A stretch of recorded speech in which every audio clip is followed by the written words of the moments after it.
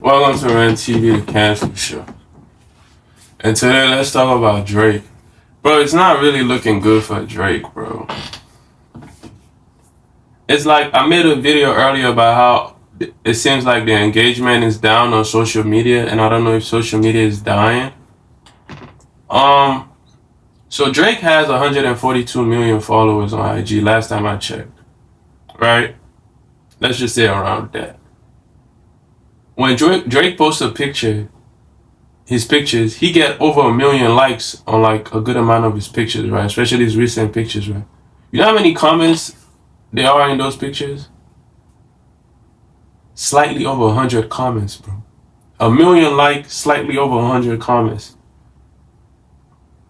I don't know if it's UMG that's like they're not botting for him no more or something like that, or people are just not interested in commenting on people's pictures no more, or engagement is just down, or UMG suppressing his pictures, but he's still getting over 1 million likes.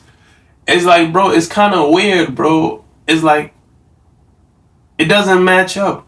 Over 1 million likes on a picture with 100 comments.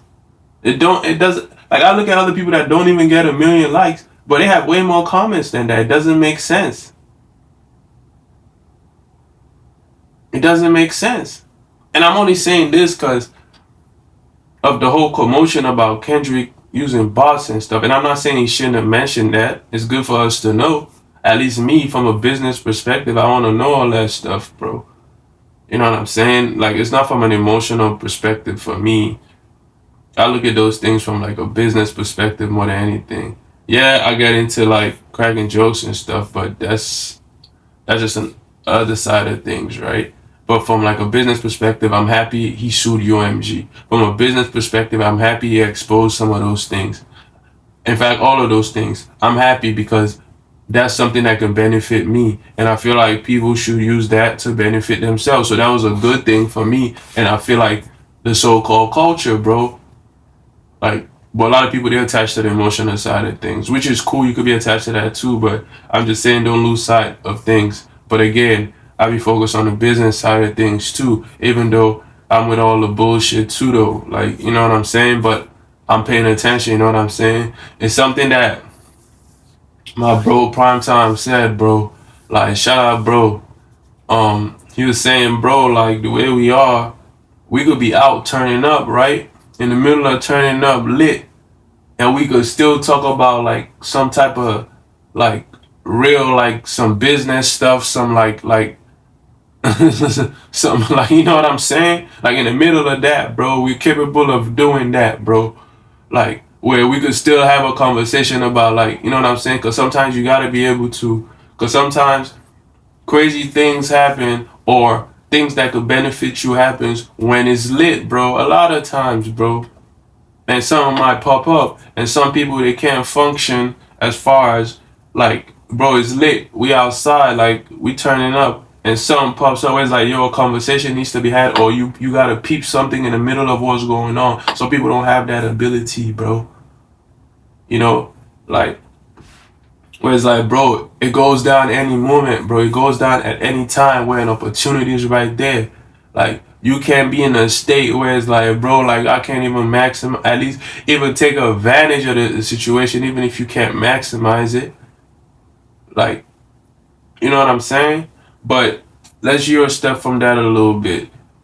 Back to Drake. It seems like his new label is that gambling company, bro.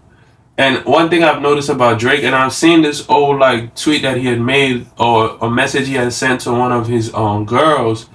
He was saying how Live Nation was working him as a slave, and it just seems like a lot of these guys, they just go from deal to deal to deal, to plantation to plantation. And he's not the only one. I'm not trying to single him out, but it just seems like that's the type of money they have.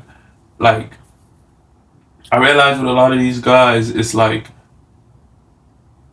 for example, you got a crib, you got a house, you got bills, you live in a certain life, right? Let's say it's decent.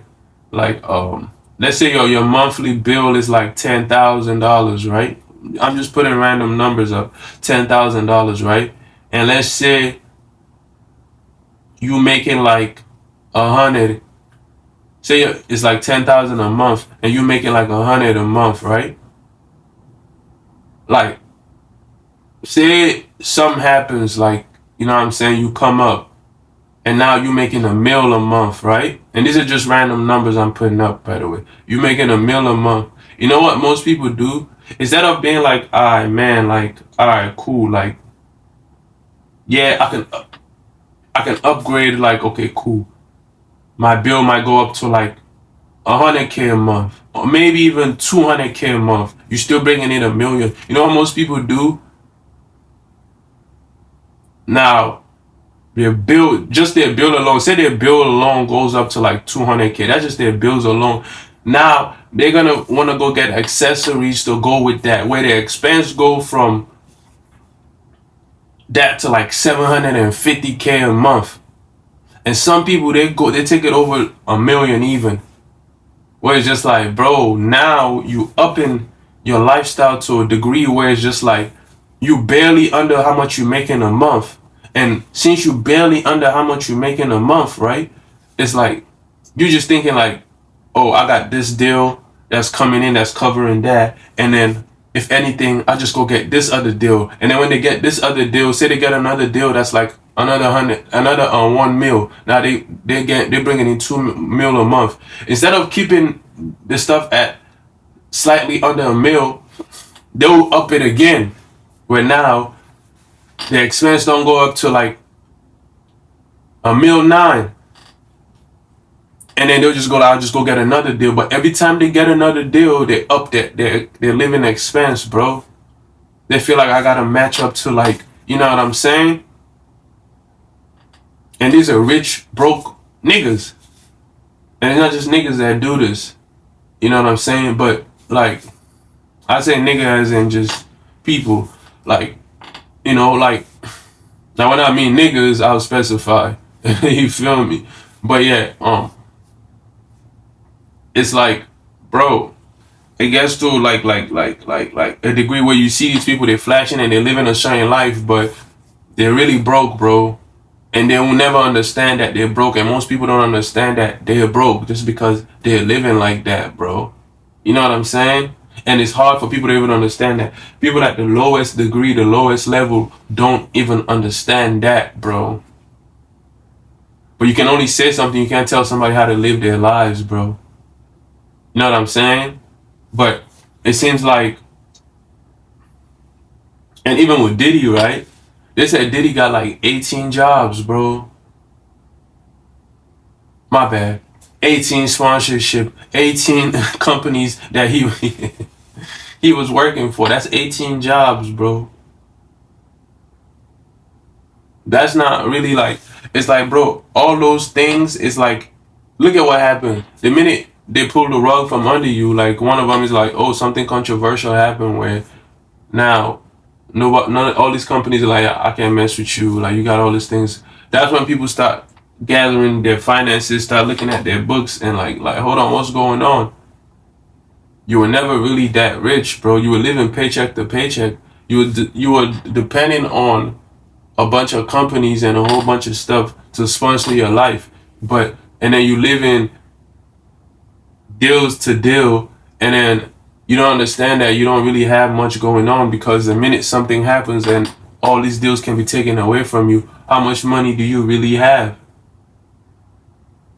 You know what I'm saying? How rich are you really? And a lot of these people, a lot of their richness has to do with how much loans they can get from a bank with their face card, or how much they think they're worth. And I said in another video, a lot of banks and a lot of people, they will willingly give you money. Bro, what people don't understand is people will willingly give you money, especially like banks, especially people who are loaning you money. They will willingly loan you money knowing you can't pay it back, especially when they know you're worth something, bro.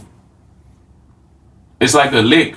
Like, I know this motherfucker can't pay me back, but they have something that's worth something. So I know they're gonna mess this money up. I know they're gonna come crawling back. So I'm gonna give it to. In fact, I'm gonna give them more than they want. That's what they do when they give you niggas those record deals. It's as, bro, it's deep. Even those record deals, but it's not just limited to those record deals. It's limited to. That's how a lot of people do business. It's like a business thing where it's just like, And a lot of these guys who claim they're from the streets, it's the same thing over there too. I willingly give this guy this. I know he can't pay me back. It's like they'll know you're a drug addict, right? And they'll give you the drugs that you claim you're gonna sell. They know you're a user of that drug. Like, I know he's gonna mess it up. I know he's not gonna get, but I'm gonna give it to him because he has some type of value I want, or I want him under me. It's a thing, bro. They do it in all types of businesses that you could think of. And a lot of these guys, they're living paycheck to paycheck. So Drake went from his daddy being UMG, and now his daddy is this company that is gambling company, and you could kind of tell he's always posting them. He's always like they're working him. You could tell they're working him. And it seems like a lot of these guys who get praised for having so much money are the ones who are the best workers, bro. And Drake is a great worker, bro. They're working him, bro. Plantation to plantation, they're working that boy. You could tell. Just go on this page that you see they're working him. Drake doesn't pop out to address the Kendrick, but he doesn't pop out for anything. The only thing he pops out for is his new masters. They're working him, bro. He's beefing with UMG. His ideal deal is for him to have UMG and these gambling guys. Now, he has 2 good masters, and every other master, I think he has something with Nike. You know what I'm saying? What brand, what does he actually own? What business is he actually building? And a lot of these guys, right, they'll buy stakes in certain companies, and then you find out, man, this company, like, they have stake in this company. But before that company becomes anything, even go to the whole nother level, they buy them out. Because a lot of these guys, you never see them own a company till it gets to a point where it's like board members and all this stuff, and they're part of the board members, and they could sit down and like, nah, by the time it gets to that, they buy them out.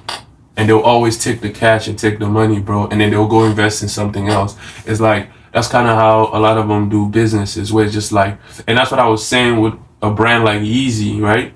With Kanye.